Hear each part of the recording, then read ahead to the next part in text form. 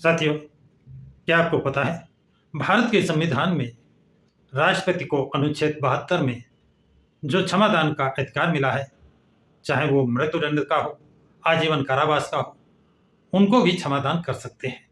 ये क्षमादान का कंसेप्ट भारत के संविधान में कहाँ से लिया गया है, इस पर विद्वानों के अलग अलग मत हैं।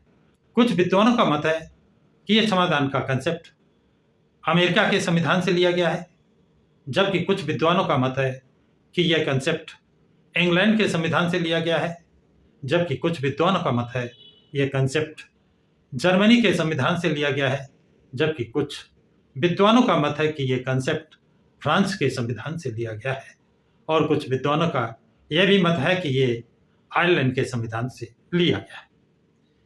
हाँ, कुछ लोग ये भी मानते हैं कि यह जापान के संविधान से लिया गया है। लेकिन साथियों, कुछ विद्वानों का, कुछ क्या अधिकांश विद्वानों का, जिन्होंने भारत का इतिहास पढ़ा है, बुद्ध धर्म को पढ़ा है, जाना है, उनका कहना है, उनका मानना है, और ये उन्हीं का नहीं, बाबा साहब ने भी संविधान सभा में कहा था ये मैंने सब बौद्ध धर्म से ही लिया है। कैसे? जब गौतम बुद्ध जैतवन बुद्ध विहार में विहार कर रहे थे, उस समय एक डकैत, बड़ा कुख्यात डकैत, हत्यारा, जिसका आतंक क्षेत्र में व्याप्त था, राजा और उसकी सेना उसे पकड़ने में, उसे दंड देने में असमर्थ थी। जनता परेशान थी। बुद्ध को जब ये सारी जानकारी हुई तो ये उस डकैत को, उस हत्यारे को करुणा तथा मैत्री के दम पर मानव बनाने के लिए उसके पास जंगल में जाते हैं, जबकि जनता उनको मना करती है, लेकिन वो किसी की बात ना मानते हुए अकेले ही उस जंगल में जाते हैं जहां पर वो कुख्यात डकैत हत्यारा अंगुलीमाल रहता था।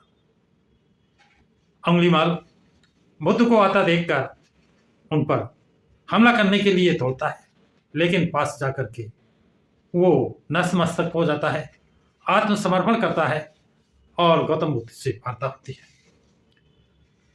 गौतम बुद्ध उसे कहते हैं कि ये तुम किसके लिए कर रहे हो, क्या तुम प्रायश्चित करोगे? वो कह रहा है ये तो अब हो ही नहीं सकता है। वार्तालाप में गौतम बुद्ध उसे अपना भिक्षु बनाते हैं, और भिक्षु बना करके उसको भिक्षु संघ में लाते हैं। उसका नाम अहिंसक रखते हैं। अहिंसक कुछ ही दिनों में अपने साथियों से ज्यादा होशियार बन जाता है। वो गौतम बुद्ध द्वारा बताई गई हर शिक्षाओं को गहन अध्ययन करता है, और वो अरहत को प्राप्त होता है।